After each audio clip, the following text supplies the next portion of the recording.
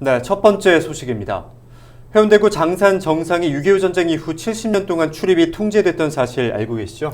그럼요. 주민들이 그동안 개방되기만을 손꼽아 기다려왔잖아요. 네, 그런데 이 개방은커녕 군 레이더 설치가 추진 중이라고 합니다. 네, 저도 그 얘기를 듣긴 했는데 이미 지난해 8월에 해운대구와 국방부 등이 장산 정상 개방에 대한 협의를 했잖아요. 그렇습니다. 하지만 이 협의가 무용지물이 된 지는 오랜데요.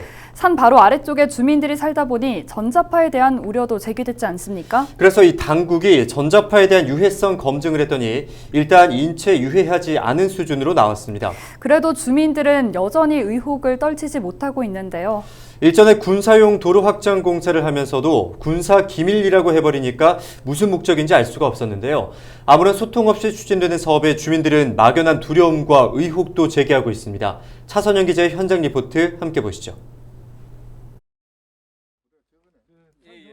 충청권 그린파일 레이더 기지입니다.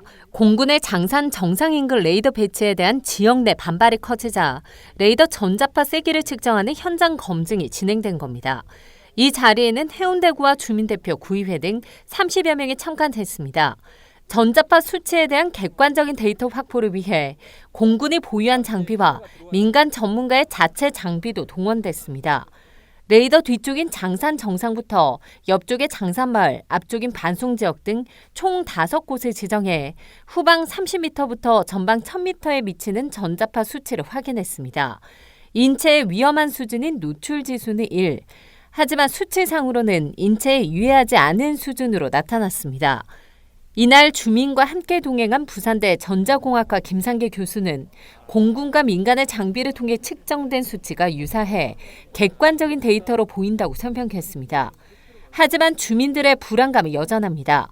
전자파 검증에 참여한 주민은 전자파가 누적됐을 때와 유사시의 위험성 등 레이더 배치는 정당화할 수 없다는 입장을 분명히 했습니다.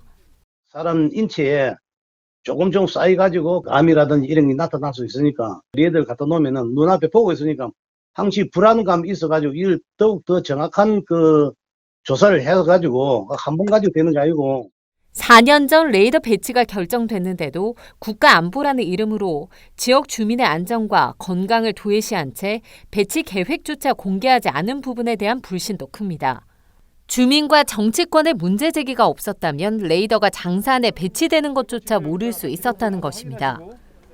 깜깜이로 할 것이 아니고 소통을 하면서 이 레이더 기지 설치를 진행해 왔더라면 이런 소통 부재로 인한 두려움이랄까 의혹이랄까 이런 부분은 많이 불식되지 않았을까 하는 아쉬움도 좀 가지고 있습니다. 사실.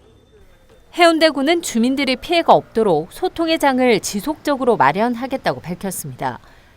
레이더로 인해서 주민들에게 피해가 발생한다 그러면은 관할 지자체에서 당연히 반대를 해야 되겠죠. 그게 정부랑 국방부에서 추진하고 있는 사업이라 할지라도. 하지만 그런 객관적이고 정확한 정보를 제공해 주는 게 일단은 저희도 구청의 임무라고 생각을 하거든요.